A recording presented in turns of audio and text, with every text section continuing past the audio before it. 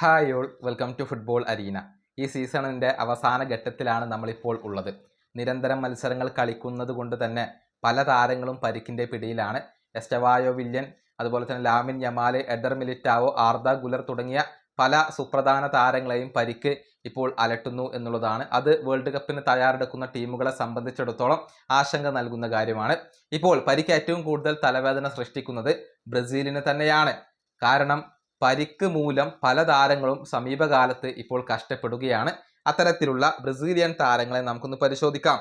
അതായത് റോഡ്രിഗോ വരുന്ന വേൾഡ് കപ്പിന് ഉണ്ടാവില്ല, അദ്ദേഹം ഇപ്പോൾ പുറത്തായിട്ടുണ്ട്. മറ്റൊരു താരം അത് എസ്റ്റവായോ വില്യനാണ്.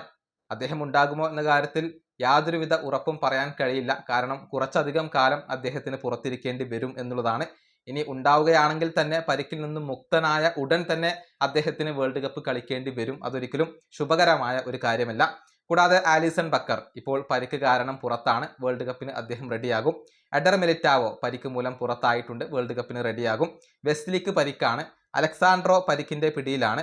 ബ്രൂണോ ഗൊയ്മറസ് ഇതുവരെ പരിക്കിന്റെ പിടിയിലായിരുന്നു. അതുപോലെ തന്നെ റാഫീഞ്ഞ പരിക്കിന്റെ പിടിയിലാണ്. ഇങ്ങനെ 7ഓളം താരങ്ങളാണ് പരിക്കും വെച്ചുകൊണ്ട് വരുന്ന വേൾഡ് കപ്പിൽ ബ്രസീലിന് വേണ്ടി കളിക്കാൻ ഒരുങ്ങുന്നത്. വേൾഡ് കപ്പ് ആകുമ്പോഴേക്കും ഇവരെല്ലാം ഓക്കെ ആകും എന്നുള്ളത് ശരിയാണ്. പക്ഷെ അപ്പോഴും ആ മികവ് വീണ്ടെടുക്കണമെങ്കിൽ ഈ താരങ്ങൾക്ക് കുറച്ചധികം മത്സരങ്ങളും സമയങ്ങളും ആവശ്യമായി വരും. അത് ബ്രസീലിനെ സംബന്ധിച്ചിടത്തോളം ആശങ്ക നൽകുന്ന കാര്യമാണ്. പരിക്കിന്റെ പ്രശ്നങ്ങളും കൊണ്ടാണ് ഈ താരങ്ങൾ എല്ലാവരും വരുന്നത്. മാത്രമല്ല പൂർണ്ണ ഫിറ്റ്നസ് ഈ താരങ്ങൾ എല്ലാവരും വീണ്ടെടുക്കുമോ എന്ന കാര്യത്തിലും സംശയങ്ങൾ ഉണ്ട്. പൂർണ്ണ ഫിറ്റ്നസ് വീണ്ടെടുക്കാതെ താൻ ടീമിൽ ഉൾപ്പെടുത്തില്ല എന്ന നിലപാട് കാർലോ ആഞ്ചലോട്ടി നേരത്തെ വ്യക്തമാക്കിയിരുന്നു. ഇനിയിപ്പോ കാർലോ ആഞ്ചലോട്ടിക്ക് ആ നിലപാടിലൊക്കെ ഒരു മാറ്റം വരുത്തേണ്ടി വന്നേക്കും. ഈ വീഡിയോ അവസാനിപ്പിക്കുന്നു. അടുത്തൊരു വീണ്ടും കാണാം.